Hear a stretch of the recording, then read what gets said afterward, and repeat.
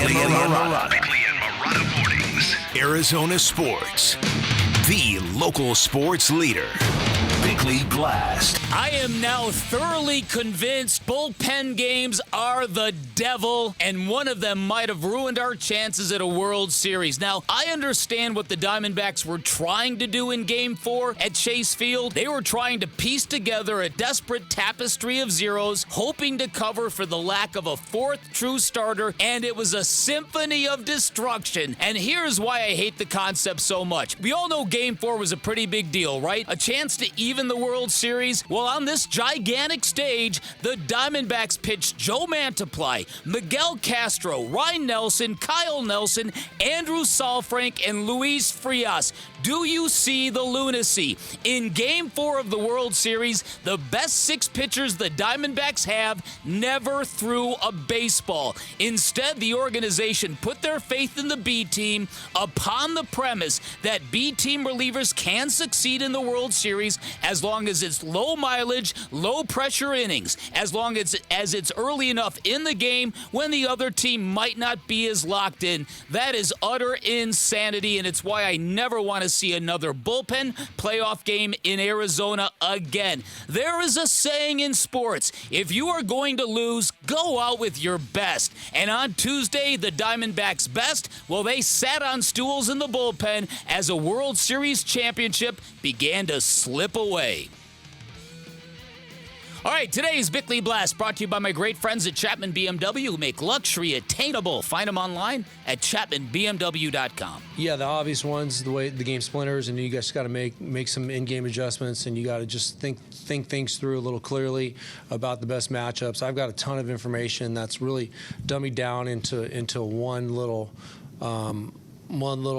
thought, which makes me less dangerous, and I'm able to go out there and make what I hopefully will believe are great decisions to match up. So it's a game of matching up, and it intrigues me.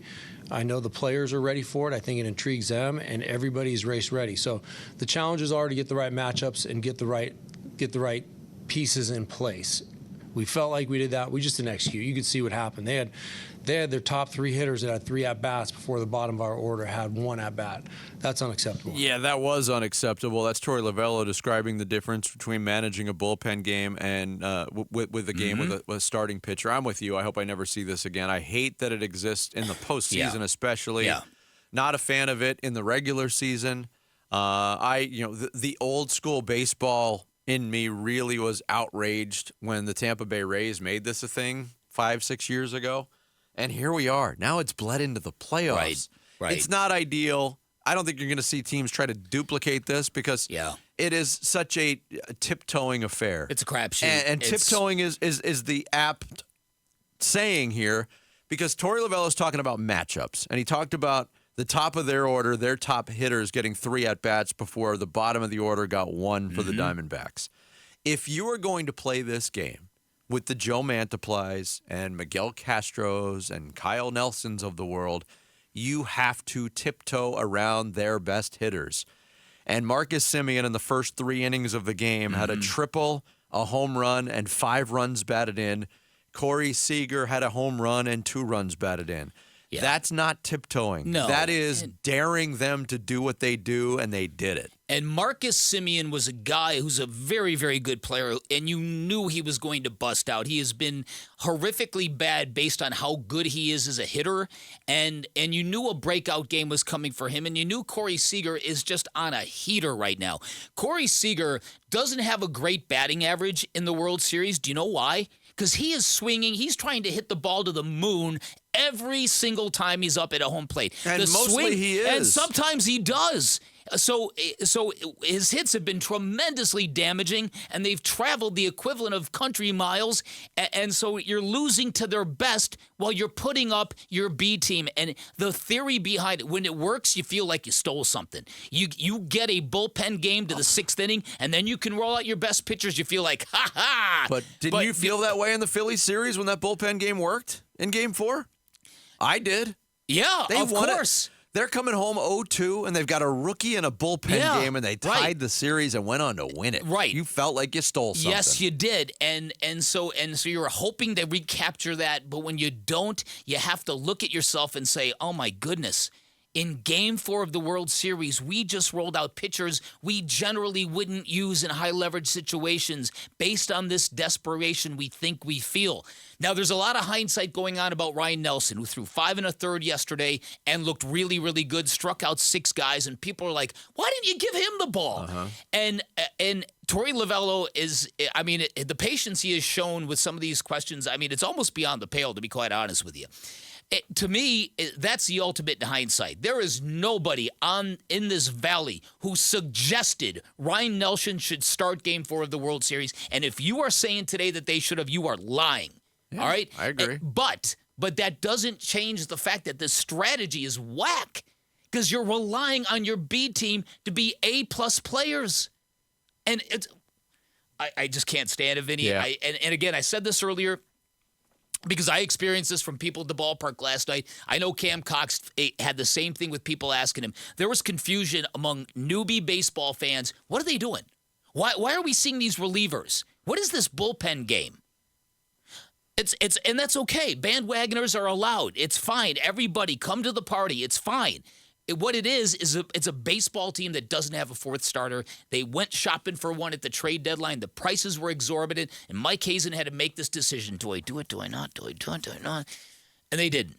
And he's owned it, and knowing Mike and the self-loathing, like I said earlier, he's a true Bostonian. He's got that sense of fatalism. He's going to kick himself unless they win this World Series all off season long. Yeah. It's just a shame because the bullpen game in Game 4, you could see it in Game 3 based on the moves Torey Lovullo made. So this lack of a fourth starter has completely disrupted the momentum the Diamondbacks had coming home. Completely. So now Zach Gallen has got... The good news is now it's done. Now the Diamondbacks are back into the front of their rotation. So now they got their chance to do this thing. And they have a well-rested back end of the bullpen, the guys that you actually can trust. But to your point about anybody suggesting Ryan Nelson should start going into that game, he pitched well. He calmed things down. But, you tend to let your foot off the gas when you're up 10-0. You think? Ryan Nelson was asked afterwards, hey, was it frustrating that you weren't considered to get this start? It is, but at the same time, it's no frustration towards anybody else other than myself. Like, I can't expect them to put me into a game like that when I haven't had the results to earn it. So I think that it's frustration towards myself because I know what I can do, and I haven't shown it to earn that trust. And I think that is a healthy attitude and a responsible attitude for Ryan Nelson to take. But on the flip side of it, what did Miguel Castro do to earn high leverage at-bats early in that game? He has been... So inconsistent. And every time he comes into a game, the television broadcasters rave, well, this guy's got electric stuff. Sometimes. Yeah, and sometimes isn't good enough in the postseason. No. And I'm telling you, just like Christian Walker getting thrown out at home influenced the vibe of the game, that wild pitch he threw that allowed that first run to score was the same thing. Absolutely. And it gave the Rangers confidence knowing that, hey, when we score first, we win, and that trend continues. Yep.